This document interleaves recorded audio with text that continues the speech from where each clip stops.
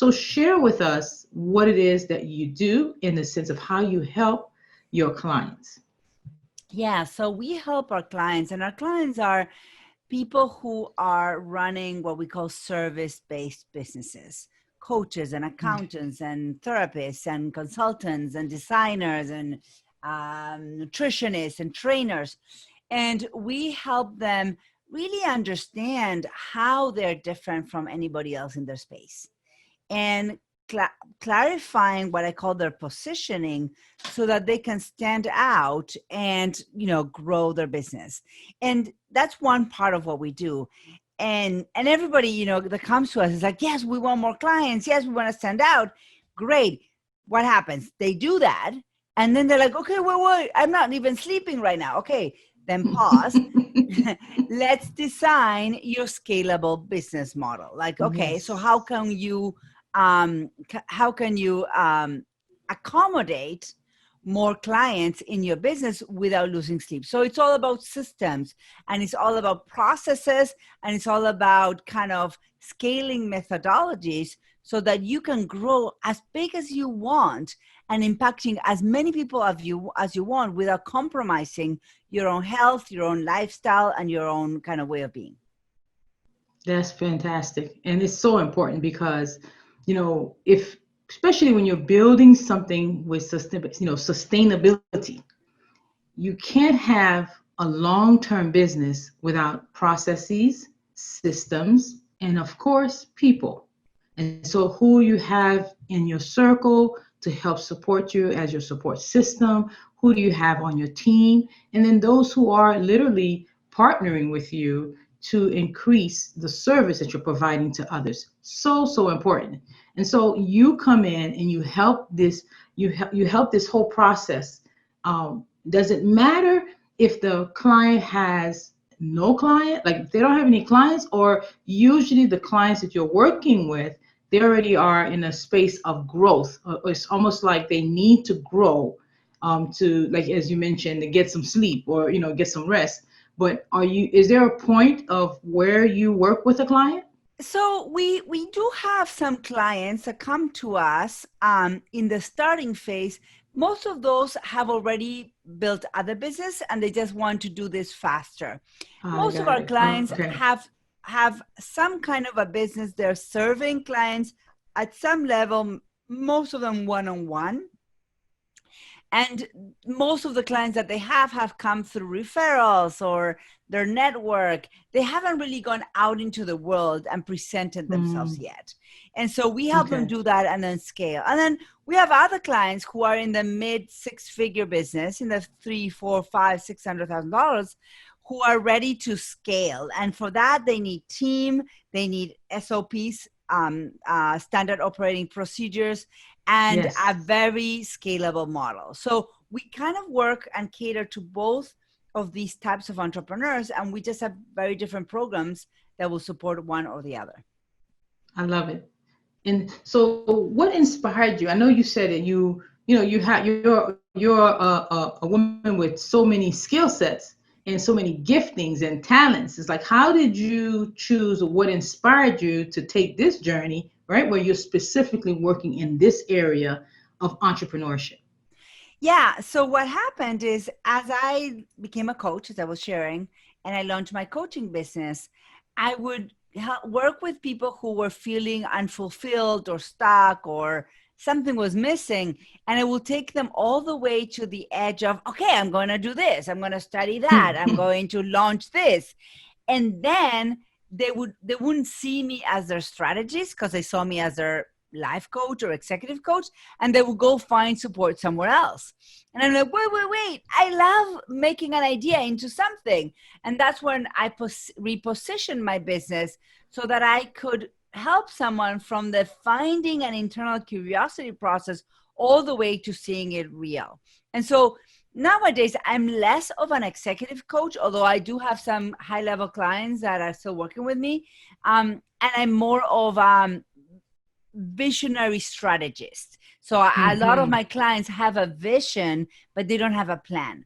So I help them craft the plan and then implement the plan.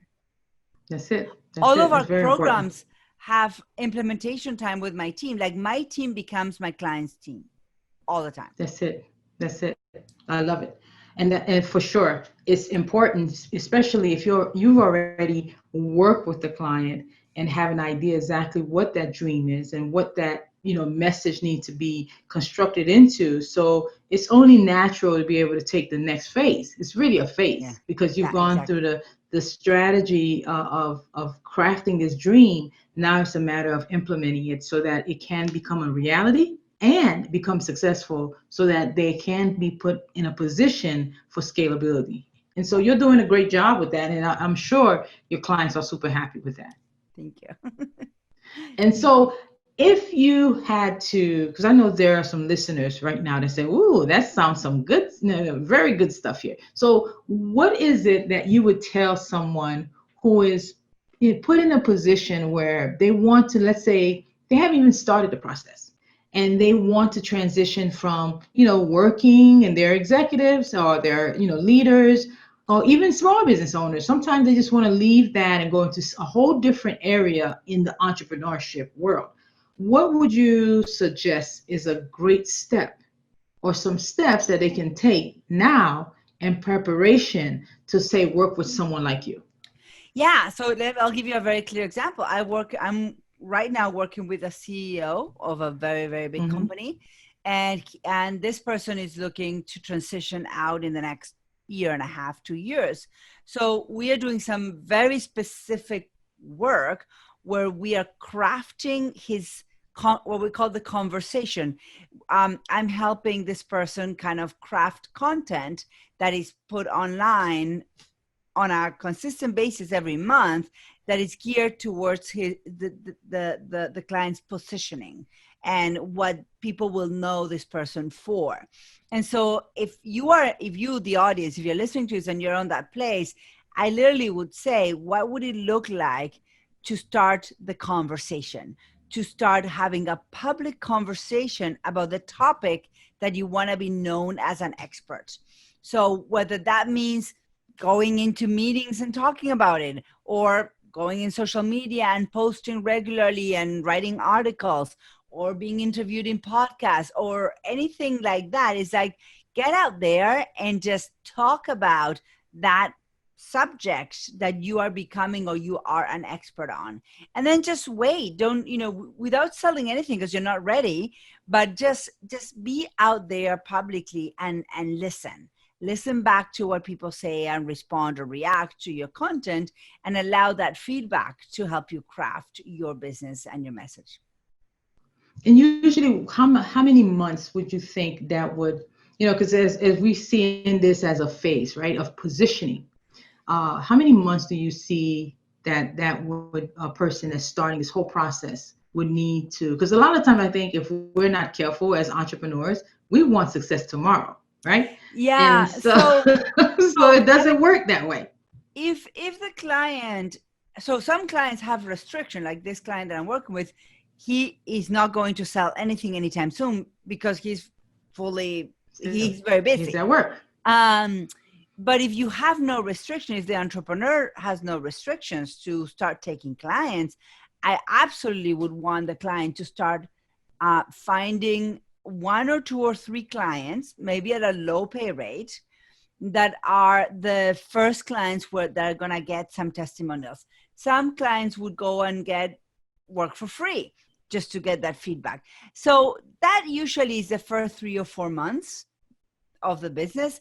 And by then, the client will have enough clarity to start creating all of the assets, whether it's a website or a very good Mm-hmm. profile, and start kind of daring to get out a little bit more and a little bit more and start participating in conversations and making themselves known. So it's just a few months.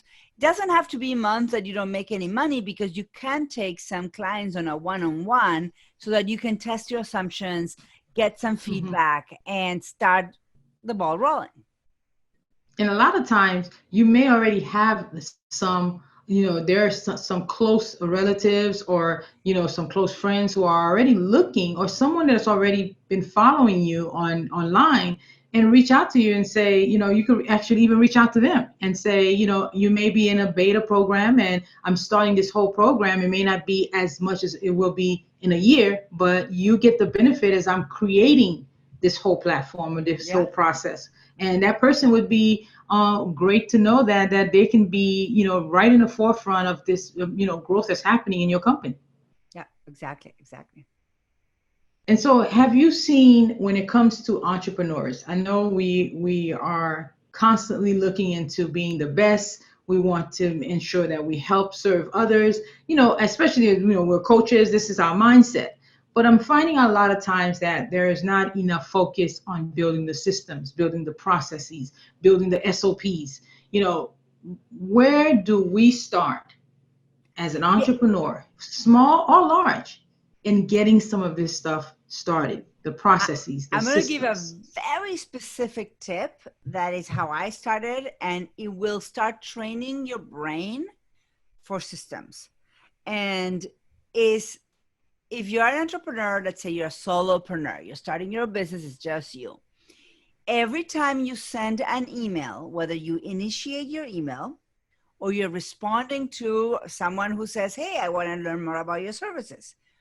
Every time you write an email related to your business, I want you to copy whatever you wrote and put it in a Google Drive, in a Google document, just one document, Mm.